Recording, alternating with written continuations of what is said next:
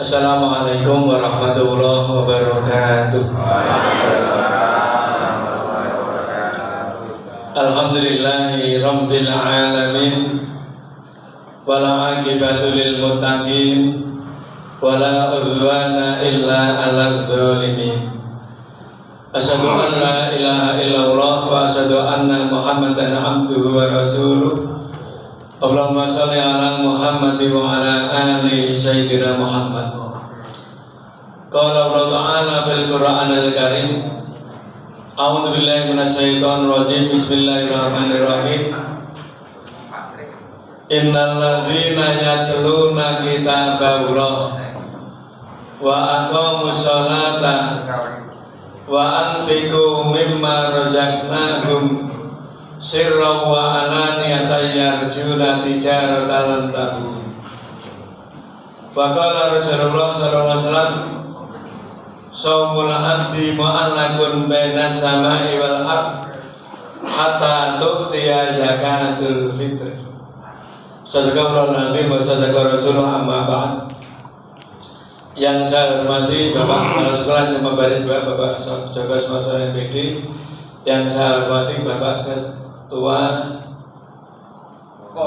Komite Sekolah Bapak Dr. Haji Suharto MM. Yang saya hormati Bapak Haji Mulyono selaku Ketua RT dan mewakili RW dari 2 RW. Dan RW 1 ini insya Allah datang, tapi terlambat Pak Haji Sutrisno belum datang. Kalau yang RW 2 sudah pamit. Tapi alhamdulillah ini saya lihat yang saya undangi warga ini sudah 99%, 98% ramus. Alhamdulillah. Tinggal 2 RW, 2 RW, satu nanti calon manusia. Dan juga yang saya hormati Bapak Haji Dr. Warsakiman, sesepuh kami, Bapak Ibu guru SMP 2 dan semua warga, Bapak RT, RW, semuanya yang mudah-mudahan dirahmati oleh Allah Subhanahu wa Ta'ala. Amin. Puji dan syukur mari kita panjatkan kehadirat Allah Subhanahu wa Ta'ala dengan membaca hamdalah. Alhamdulillahirabbil alamin. Pada sore hari ini kita dapat berkumpul dalam acara silaturahmi di keluarga besar SMA Barit 2 sore ini. Mudah-mudahan rawuh Bapak Ibu semuanya menjadikan amal soleh yang mengantarkan kepada ridha Allah Subhanahu wa Ta'ala. Yang jelas orang silaturahmi insya Allah dipanjangkan umurnya, dimudahkan rezekinya, dan sehat badannya. Salawat dan salam semoga tercurah kepada junjungan kita Nabiullah Muhammad sallallahu alaihi wasallam. Semoga kelak kita mendapat syafaat dari beliau atas izin dan ridha Allah Subhanahu wa Ta'ala. Amin. Kepada Pak Suharto dan Pak Joko perlu saya kenalkan juga Bapak. Pak Mulyono niki 2 anaknya alumni Barit 2. Pak Warto sekemutan gitu Pak Warto. Pak Mulyono niki dua-duanya Mas Imron ya. Imron sama Mas Muslika dan dua-duanya mantan Barit 2. Kemudian Pak Taslim, berdiri Pak Taslim. Nah, Pak Taslim itu anaknya namanya Mbak Niken Sekar dari dosen di Kalimantan, mantan Barit 2. Masya Allah. Ya kok dari situ tidak dibanding dengan Pak Taslim. Kemudian belakangnya Pak Taslim berdiri. Nah, Pak Hartanto itu guru SMP negeri itu Pak Hartanto. 2 enggak ada. Sekarang anaknya masih sekolah di sini baru kelas 1 gitu. Dari kelas 1, main pojokan di belakang ya, dekat sekali. Jadi semuanya saya kenalkan yang saya tak kali ini pilihan siapa ya. Yang saya ingati apa yang lebih Barit 2 gitu yang kenal hari ini. Mudah-mudahan semuanya mendapatkan keberkahan dari Allah. Amin. Bapak Ibu, karena waktu singkat saya sampaikan satu ayat akhir surat Al-A'la. Mungkin dia tarawih lingi mami maca dalam witirnya. Allah berfirman, qad aflaha man tazakka wa dzakara asma rabbih fasalla. Sebab witir itu kebanyakan udah maca Al-A'la. Kulhu Pak. Kulhu sing duwe dhewe. Witir rakaat pertama Al-A'la, terakhir kulhu. Memang ya. Dalam surat ini mengingatkan kita semuanya. Pokoknya satu ayat ini yang laksanakan. Qad aflaha man tazakka. Sungguh sangat beruntung orang yang membersihkan dirinya. Ada yang mengatakan sungguh beruntung orang yang mau membayar zakat. Orang itu pengen masuk surga harus bersih, Pak. Al-Islamu nadhifun fakana dhafun fa'innahu la yadkhulul jannah illa nadhifun. Islam itu bersih, maka bersihkan, terutama bersih dari dosa. Dosa itu jalurnya banyak sekali, Bapak. Qad aflaha man tazakka, ini beruntung sekali orang yang mensucikan dirinya. Nek di pasca Ramadan, beruntung sekali orang yang mau membayar zakat. Posone rampung, zakatnya dibayar. Maka membayar zakat itu yang paling utama malam ba'da, Bapak Ibu. Pahala terbesar bayar zakat itu malam ba'da. Tapi rata-rata pengurus zakat tidak berani. Oleh ba'da belum tahu ternyata sudah berhasil mengumpul aja repot. Jadi urutannya Bapak Ibu, urutannya puasa selesai, malamnya zakat dibayar, kemudian bana karos marobi. Setelah zakat terbayar, malamnya mengumandangkan takbir. Bana karos marobi banyak menyebut nama Allah, mengumandangkan takbir, tahmid dan tahlil. Kemudian fasolah. Fasolah apa? Kemudian mengerjakan sholat.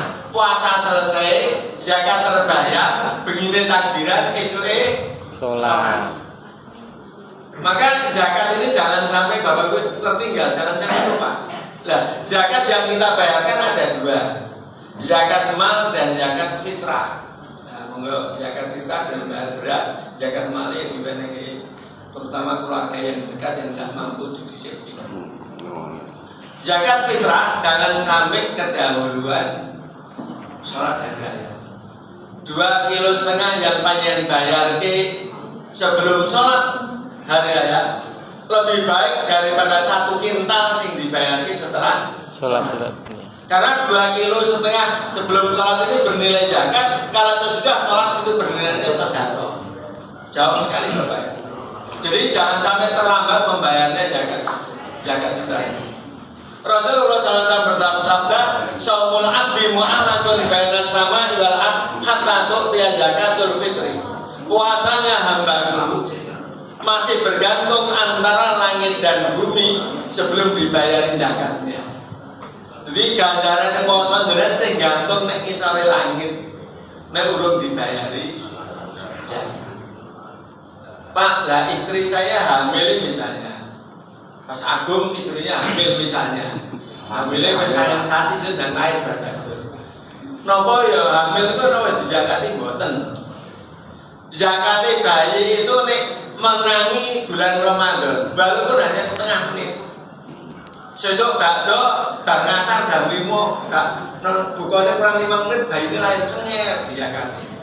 Nek pengen ngirit 2,5 gimpet sih tok udah mati. Astagfirullahaladzim. Gimana? Jadi bayi yang mengalami ketemu Ramadan wajib dizakati. Kan Mbak bilang. Mbak bilang wajib lahirkan dan enggak. Jadi bayi yang ketemu Ramadan dizakati. Ini lahirnya malam ba'da wis bar maghrib belum wajib zakat karena Pak tidak menemui Ramadan. Batasi salat maghrib. Jadi zakat itu apa hikmahnya Bapak Ibu? Zakat itu pertama membersihkan harta dari campuran yang haram. Mungkin kita memperoleh hartanya itu halal Bapak Ibu. Mungkin kita memperoleh hartanya itu halal. Belanja dari pulang ya halal, sing nyambut ya halal. Tetapi karena sudah mencapai nisab ora dibayari, maka yang tidak dibayarkan itu walaupun asalnya halal menjadi haram. Kita bertani misalkan dia panen Saton berat bersihnya sudah di beras wajib zakat. Ning berasnya orang dibayar yang fakir miskin. Maka miliknya fakir mereka tetap janda, maka menjadi haram walaupun hasil taninya sendiri. Maka hikmah zakat itu pertama membersihkan harta dari barang yang haram, walaupun asalnya halal menjadi haram kan tidak dibayarkan.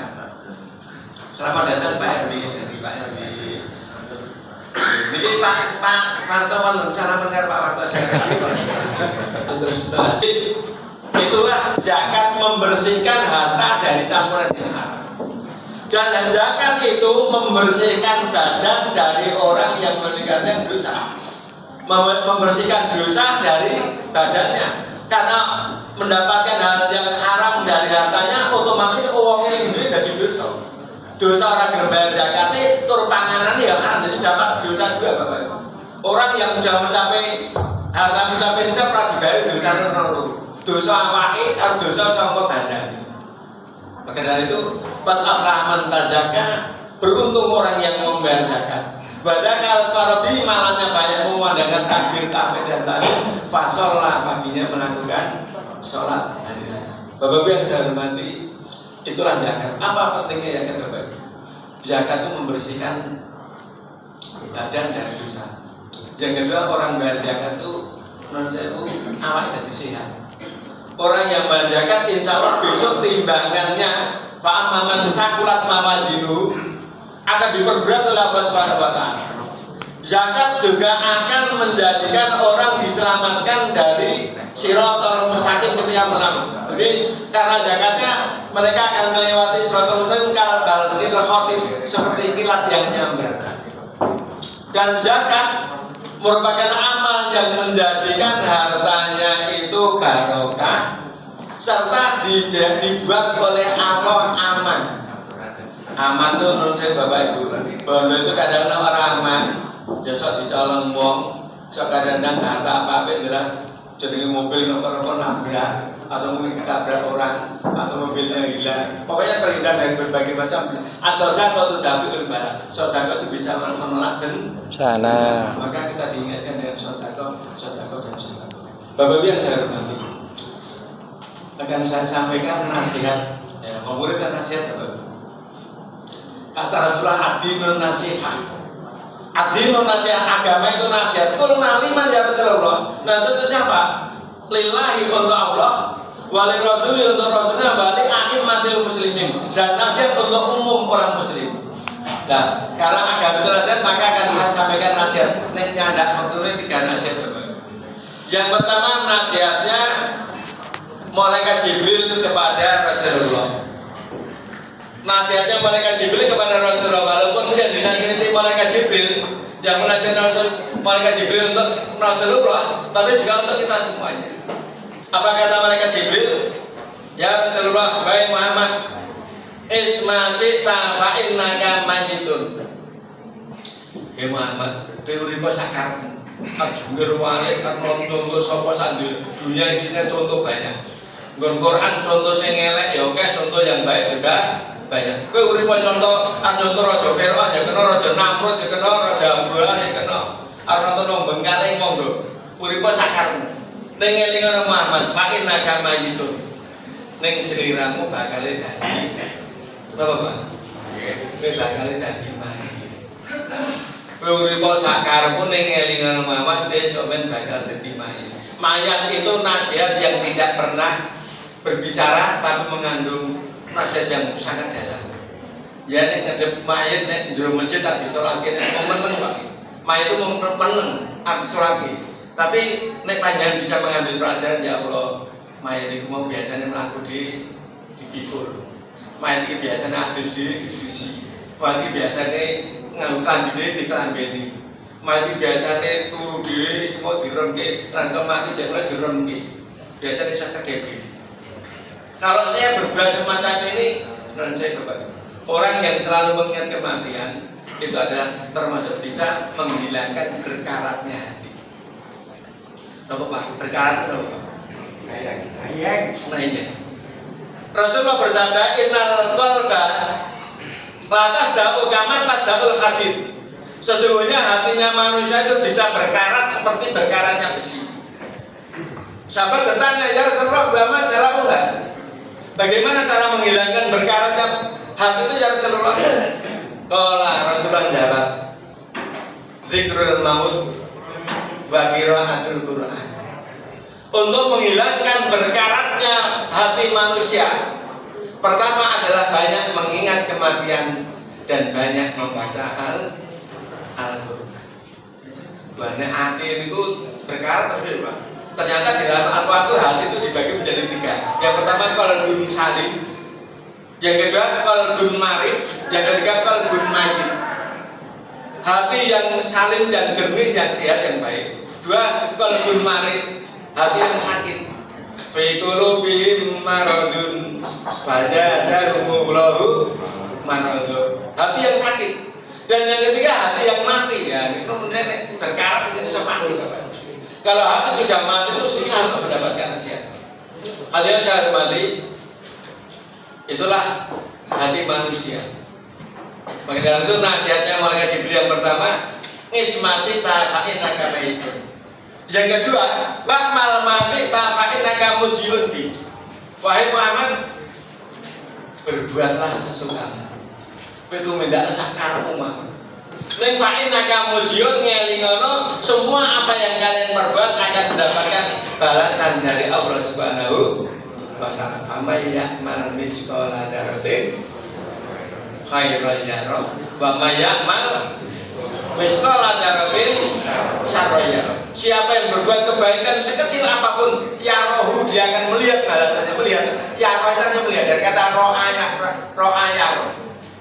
Yarohu itu dia akan melihat. Siapa yang berbuat kebaikan sekecil apapun, mungkin Pak War mau melakukan masjid, menaki kerancing potol, malaikat tahu. Pak War mungkin ke masjid, kene rafia melewer nek kene ning sapa gitu. Nek jerimpet wong singgir kelihatan. Sekecil apapun terlihat. Barang siapa yang berbuat kemaksiatan sekecil apapun juga yarohu, dia akan melihat balasan. Jadi nasihat malaikat Jibril yang kedua tadi, berbuatlah sesukamu, tapi ingat apa yang kamu perbuat akan dibalas oleh Allah Subhanahu wa ta'ala. Yang ketiga, wa ahbib masita. Cintailah orang yang kau cintai, sakarmu. Wa ahbib masita, cintailah apapun di dunia ini. Istrimu yang baru buat cintai ya sakarmu.